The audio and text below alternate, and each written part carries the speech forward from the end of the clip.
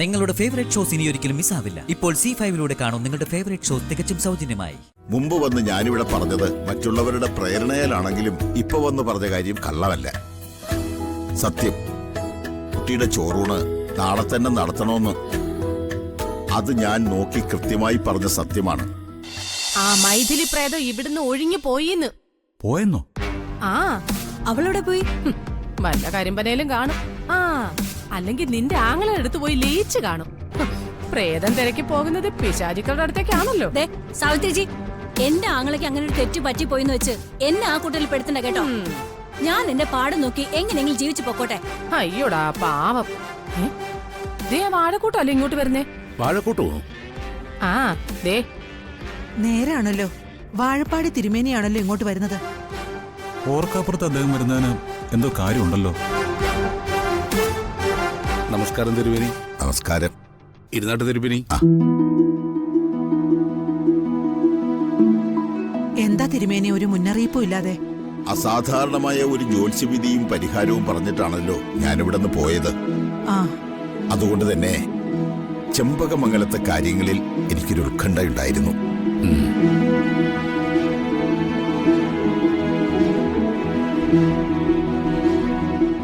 അതായിരിക്കാം ഇന്ന് രാവിലെ നിമിത്തം പോലെ ചില കാര്യങ്ങൾ എന്റെ മനസ്സിൽ തെളിഞ്ഞു വന്നത്. അത് വേഗം പറഞ്ഞേക്കാമെന്ന് കരുതിയാണ് ഒരു മുന്നറിയിപ്പുമില്ലാതെ ഞാൻ ഇങ്ങോട്ട് വന്നത്. എന്താ തിരുമേനി?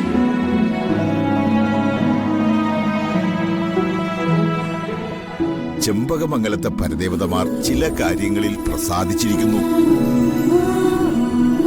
അതുകൊണ്ട് ഇനി മുതൽ മൈഥിലിയും കാർത്തിക് സാറും ഒരേ മുറിയിൽ അന്തി ഉറങ്ങണ്ട.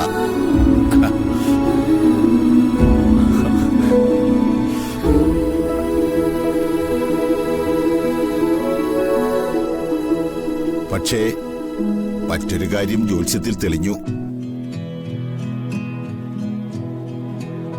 നിർബന്ധമായും നാളെ തന്നെ കുഞ്ഞിന്റെ ചോറൂണ് നടത്തണം.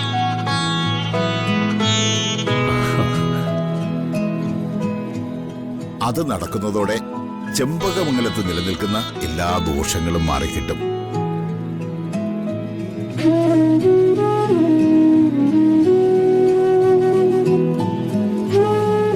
ഹോ, എന്റെ ദൈവമേ! ഒരു കാരണവശാലും കുട്ടിയുടെ ചോറൂണ് നാളത്തേതിൽ നിന്ന് മാറിപ്പോകാൻ പാടില്ല. അങ്ങനെ വന്നാൽ നിത്യശാപമായിരിക്കും കുടുംബത്തെ ബാധിക്കാൻ പോകുന്നത്. ഒരിക്കലും ഇല്ല തിരുമേനി, നാളെ തന്നെ ചോറൂണ് നടത്തിയിരിക്കും, തീർച്ച. ഇത്തിരി തിരക്കുണ്ട്, ഞാനങ്ങോട്ട് ഇറങ്ങുകയാ. ഒന്ന് നിൽക്കൂ തിരുമേനി, ഒരു ദക്ഷിണ സ്വീകരിച്ചിട്ട് പോയാ മതി. വേണ്ട രാജലക്ഷ്മി അമ്മേ, ദക്ഷിണയ്ക്ക് ഇനി ഒരിക്കലാവാം. കഴിഞ്ഞ പ്രാവശ്യവും തിരുമേനി ദക്ഷിണ വാങ്ങിയില്ല. അതിലൊന്നും ഒരു കാര്യവുമില്ല. സന്മനസ്സല്ലേ രാജലക്ഷ്മി അമ്മേ ഏറ്റവും വലിയ ദക്ഷിണ. എന്നാ പിന്നെ ഞാൻ ഇറങ്ങട്ടെ. ശരി തിരുമേനി. ഓ, ആ മൈഥിലിയുടെ ശല്യം എന്നേക്കുമായി അവസാനിച്ചല്ലോ. ആമേ, അമ്പലത്തിൽ നിന്ന് കുറച്ച് പുണ്യാഹം വാങ്ങി ഈ വീട്ടിലും പറമ്പിലും ഒക്കെ തളിക്കണം. ആനമറന്ന് ഇവിടുന്ന് പോയതല്ലേ.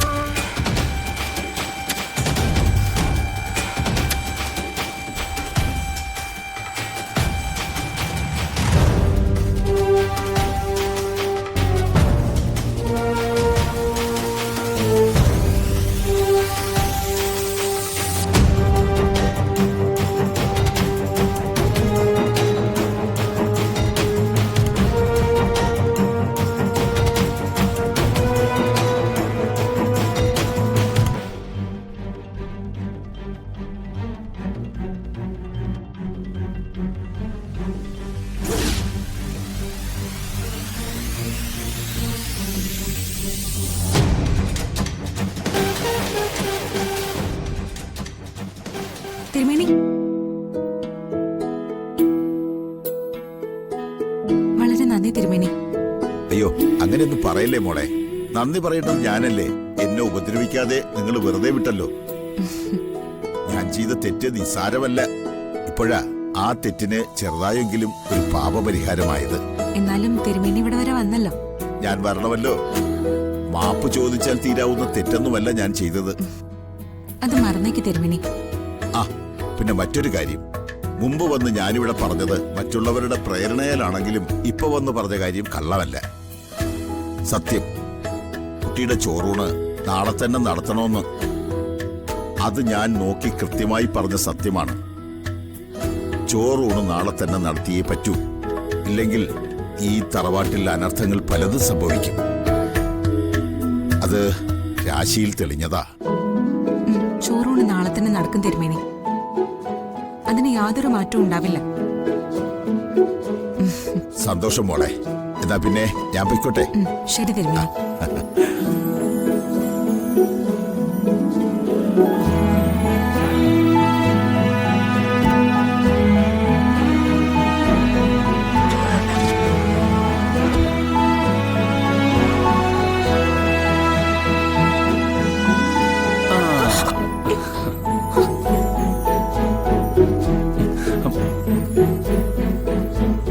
പേടിപ്പിച്ച് കളഞ്ഞല്ലോ കാർത്തേട്ടാ. മുറ്റത്ത് വെച്ചാണോ കാർത്തേട്ട കെട്ടിപ്പിടിക്കുന്നത്? ആരെങ്കിലും കാണില്ലേ? ഞാൻ നാട്ടുകാരുടെ ഭാര്യയല്ല കെട്ടിപ്പിടിച്ചത്, എന്റെ ഒരേ ഒരു ഭാര്യ. ഒരേ ഒരു ഭാര്യയാണെങ്കിലും ഇത് അമേരിക്കയോ ഓസ്ട്രേലിയ ഒന്നും അല്ല കാർത്തേട്ട. അസൂയക്കും കഷണ്ടിക്കും മരുന്നില്ലാത്ത സദാചാര പോലീസുള്ള നാടാ. ഏത് സദാചാര പോലീസ് വന്നാലും ഞാൻ എന്റെ ഭാര്യയെ കെട്ടിപ്പിടിക്കും. മുത്തശ്ശനും മുത്തശ്ശിയൊക്കെ വാതിൽക്കൾ നിപ്പുണ്ട്. ഒരടക്കം ഒതുക്കൊക്കെ വേണ്ടേ? എന്തടക്കം ഒതുക്കും? ഞാൻ എന്റെ സന്തോഷം സഹിക്കാൻ വയ്യാതെ കൺട്രോൾ വിട്ട് നിന്നെ കെട്ടിപ്പിടിച്ചതാ. എന്ത് സന്തോഷം? ഇന്ന് രാത്രി മുതൽ നമുക്ക് നമ്മുടെ മുറിയിൽ സ്വസ്ഥായിട്ട് കിടക്കാമല്ലോ. ഉഫ്, ആ മൈഥിലിയുടെ ശല്യം ഒഴിവായല്ലോ.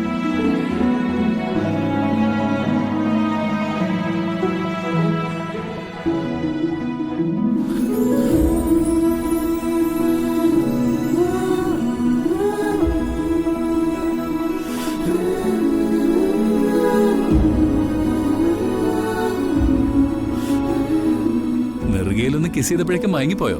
കാർത്തേട്ടാ,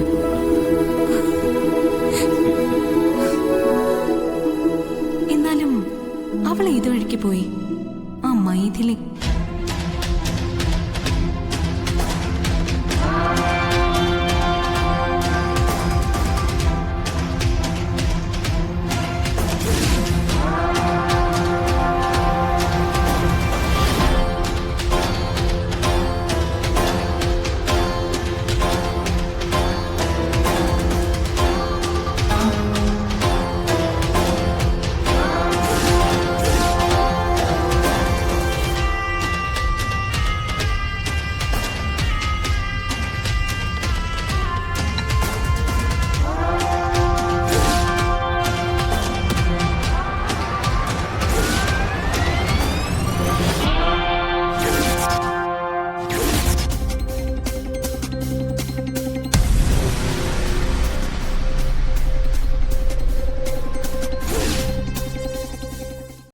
ഡൗൺലോഡ് ചെയ്യൂ C5 ആപ്പ്. കാണൂ എല്ലാ എപ്പിസോഡുകളും സൗജന്യമായി.